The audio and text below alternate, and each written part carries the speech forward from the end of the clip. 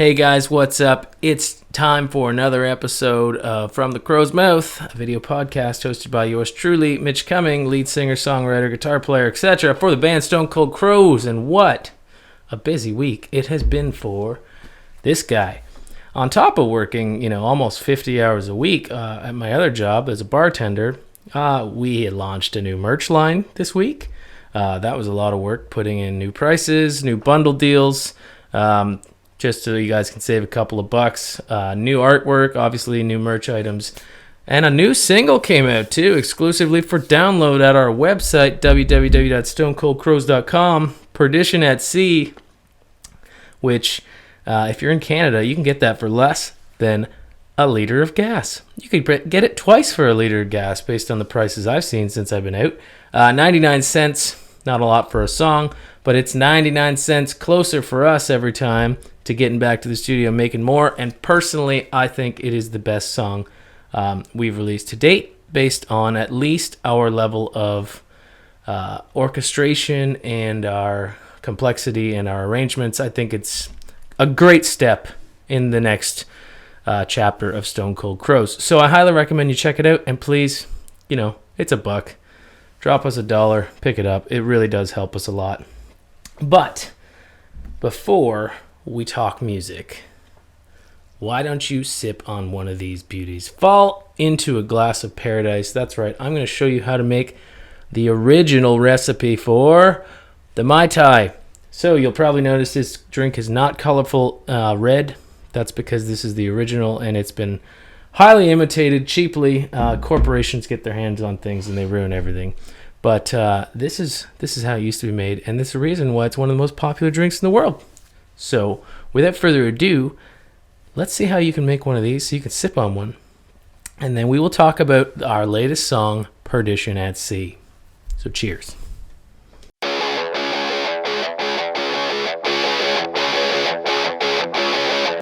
Hey guys, what's up? It's time for another rock and roll bartender segment of From the Crow's Mouth, a video podcast hosted by me, Mitch Cumming, lead singer, songwriter, guitar player for the band Stone Cold Crows. It has been a busy week for me, releasing a new single, Perdition at Sea, releasing a new merch line, and of course it's March, so that means if you've been following along, you know I've been doing rum drinks, and today I'm going to show you how to make one of the most bastardized cocktails in the history of drinks, the Mai Tai. Now this was invented by Trader Vic, one of the rum gurus responsible for tiki culture back in the 30s, 40s, 50s. And this drink has been imitated, usually poorly, a lot. And you can actually buy pre-made Mai Tai syrup at Walmart, grocery stores. The drink comes out looking red. It's just, it's just not right. So I'm going to show you how to make pretty close to the original recipe, and I say pretty close because there's one ingredient that I don't actually have. I just can't get my hands on it here, so I'm making a minor substitution. And the other, I'm making a small substitution with Demerara syrup instead of simple syrup. Now, for those of you who don't know, Demerara is a type of sugar. It's brown. It goes really well with rum drinks, I find, so I'm just going to substitute that a little bit. But trust me when I say this is the way you want to make a Mai Tai, because once you try one, well, there's no going back to those pre-made fancy syrup sugary concoctions. So what you're going to need, aged blended rum. Today I'm using a bottle of Appleton 12-year-old rum. I've been using 8 years in this when I've been playing around with different variations on the Mai Tai. But today I'm going to try 12. I actually haven't opened the bottle yet, so I have to assume it's going to be even better. Usually age does improve liquor. I'm going to use, and this is the substitution, triple sec instead of orange Curacao. I just can't find any. You could use Cointreau. Essentially, you just need an orange liqueur. You're going to need Orgeat. Yes, that is how you pronounce this. It's not Orgeat, it's Orgeat. It is French. It is an almond syrup, and this is a key component to this drink. So you don't usually find this at a grocery store. You might have to do an order online. Amazon is great for that. That's where I got mine. But you just need to get your hands on some. You usually can find it at a specialty food store or something like that. And of course, lime juice. As always, fresh is better. And in this one, if we were doing it the 100% traditional way, you would actually use the lime husk that you're using to get the juice as part of the garnish. But for simplicity, as usual, we will use just stuff in a bottle. So, how do we make a Mai Tai? you are going to need to fill a shaker with crushed ice. Use a blender or a hand crusher, whatever, a mallet and some towels. It's up to you. Just crush the ice and fill the shaker. After that, you're going to add pretty much all the ingredients here. So we're going to do 2 ounces of our blended aged rum. And I can already smell how good that is. It's going to be fantastic. Okay, we're going to use 3/4 of an ounce of our lime juice.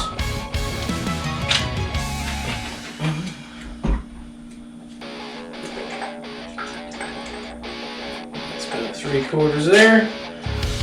We're going to use a 1/2 ounce of our orange liqueur. In this case, I'm using triple sec. Not as good as orange curacao, but it'll do. And then we're going to use 1/4 each of our simple syrup, in this case our demerara syrup, and our orgeat syrup. Now you can see that I have this syrup in just a small little bottle here. I just bought some to give it a try, but it's so much cheaper and pretty easy to make your own. Pretty much like making simple syrup, just using demerara sugar instead of regular sugar. Okay, and our orgeat. Very, very potent stuff. Man, does it ever make a difference in a rum drink, which is commonly found in. Okay, so that is everything. We're going to take our shaker. We are going to shake. Shake until it gets nice and frosty and cold.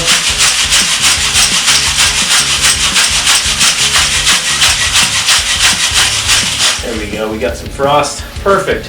Now you're actually not going to strain this. You're just going to take everything that's inside this shaker here and dump it and fill the glass. As you can see here, just enough to fill it.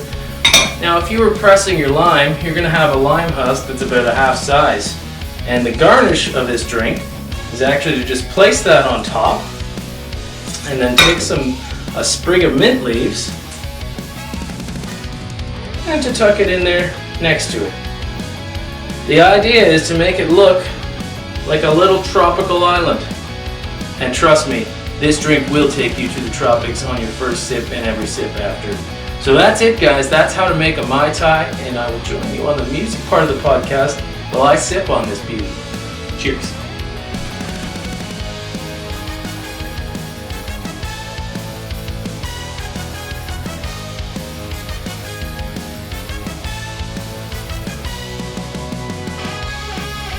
Okay, we are back and we got a Mai Tai. I'm guessing you probably don't actually have a Mai Tai, because if you have all the ingredients to make that, particularly the orgeat syrup, almond flavored syrup, on your shelf, you're probably an experienced bartender in some capacity and have already tried one of these. But I highly suggest that you pick some up, because this drink, it's worth it.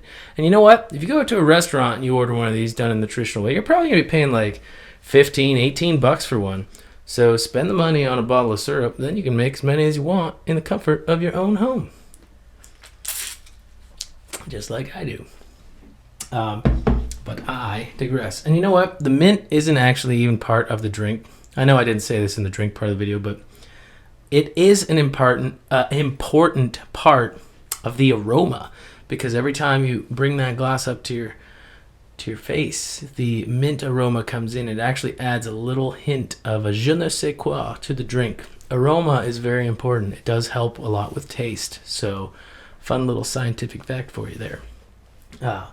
When creating drinks, keep in mind, in garnish, sometimes you can actually achieve something with scent alone. But let's talk about music.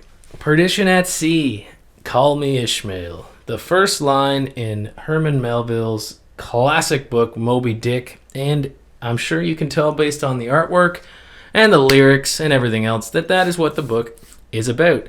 And you would be right, for the most part.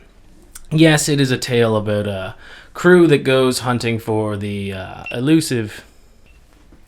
Yes, of course, my GoPro just can't seem to get through an entire episode without shutting itself off. I'm really ready to throw this thing in the ocean, and maybe Moby Dick, if he's still kicking around, will swallow it. I don't know. But I was talking about that. Yes, so Moby Dick, it's a book obviously about guys that go out to sea and take vengeance on this white whale that had taken the leg of the captain, who becomes obsessed with it, despite the fact that the crew feels not so necessarily comfortable. It's a great book, but it is more of a commentary on the human condition and certain traits, revenge and hatred and anger and things like that, greed, etc. And that is really what I wanted to write the song about. It is more about the anger burning in someone's heart that usually causes them more problems than the one that they seek vengeance upon. It's like, I think there's an old, Buddhism saying of like, anger is like holding on to a hot coal with your fist closed. The only one who actually gets burned is you. That's kind of what the book's like. So I personally loved the novel. I got it for Christmas, not last Christmas, but the one before. And it is a classic piece of literature for a reason. I'm a huge literature nerd. I love classic stuff. And every time I go back and read something like that, it's just like, wow, where's all this stuff in today's day and age? It's not light reading necessarily. It's a big tome, but it was fantastic. And of course, so I wrote a song about it. I do that sometimes, as you might guess. But the real beauty of this song is actually just how well it came to be put together. Like, I don't like showing demos of songs to people at all, because they judge you on what's there. They judge you on the demo. Oh, your vocals are off. You're not singing in key all the time, and maybe you can't hit that note, or it feels a little flat, it feels a little this, feels a little that. You know what? It's a demo. That's why I don't like showing people, because the idea is to literally just put a skeleton of an idea down onto something. Like, why put all the work into a demo when you know you're going to have to put in all that work all over again anyways? You just need to be able to say, here's an idea. Let's keep that idea in some kind of form so that 6 months to 6 years later, whenever it is that I decide to actually make the song, I remember what I was doing and I have a touch point to go back to. And that was the case, actually. Perdition at Sea was not the most popular demo I had ever let people listen to, and that is a select few, and even then, it wasn't popular. And of course, the finished product came out, and, well, some of my doubters have said, perhaps I should wait till the finished product before I judge something. And I'm very happy about that. I take that as a compliment, and I mean no disrespect to those who said the demo was lacking, because it was. But the finished song is great, in my opinion. And there are some sections in there, the mid section particularly. There's this like, I liken it honestly to the song Power Slave by Iron Maiden, where they break into this much softer guitar solo part that just goes into overdrive halfway through. And we do the exact same thing, and that was kind of on purpose. And it almost feels like you can just see, like, it's like you're underwater, or like the scene in the book where the boat is wrecked and the sailors are drowning and they're sinking in the ocean. And we wanted to capture that feeling with music, and that part I feel actually does that. And it's crazy how music can do that. You can create visualization through sound, and I think we achieved that. And we used a lot of like soft notes and let the bass, the lower spectrum of sound, lower frequency, do a lot of the moving parts. So the bass runs around a lot, and that feels lower when you hear the sound come at you. And then you've got all these like flutes and high female choirs creating this very much like ethereal effect, as if they were like angelic almost, like you could, kind of like in movies when you see the sun coming through the top of the water when something is being shot underwater, particularly as it gets farther away as the person sinks further away from the surface. And we created that, in my opinion. I thought it was great. Like, we used horns, we used a lot of percussion, and like, I listened to a lot of film score, and for this one, Bryson decided to go home and do the same thing, and he listened to a lot of the Pirates of the Caribbean soundtrack, and he noticed there was the use of certain horns, which we then made sure to put in, and timpanis, the rolling kind of like sea drums that you would find in old naval ships. I know the Romans used to use drums as a cadence for rowing. And actually, that little background primal vocal kind of chant that we got, actually it's a Navy SEALs chant, and that's where that comes from. We're like, well, it's a Navy thing. This is a naval song. Let us use that. And so that gang vocals are actually a naval chant. There's so much about this song that I'm very happy with. I think I pushed my vocals at certain parts into new territories, but it was also, as a songwriter, it was just like an evolution of, hey, maybe let someone else take this register. Bryson is much better at singing the higher parts, and so I kind of just like owned a little bit of like, here's what my voice sounds like, let's use its strong points, and let anything else, we'll use Bryson's strong points, and vice versa. And you know what? The song's just, I love it. I personally really am excited for Original Sin Part 2, because guess what? If you like Perdition at Sea, you're probably going to like what's coming next, because some of the songs are a little bit longer, they're more developed, there's more peaks and valleys of emotional expression through sound, and we're just getting more comfortable using orchestration and bigger sounding things. So this is a prelude to what is coming next, and I hope you like it. And I've probably ranted on long enough, but you know what? If you guys actually have any questions about songs or anything, drop a line in the comments, because this is a podcast. I'm just talking to a camera right now, but I would love to be able to talk and answer questions that people have. If there's something you want to know, just ask, and I will do my best to answer that. But for now, my drink is getting watered down as this crushed ice is melting, and I really want to enjoy it. So I'm going to call it a day, and I will see you next week on the podcast. As usual, guys, remember, create cool shit and dare to be different.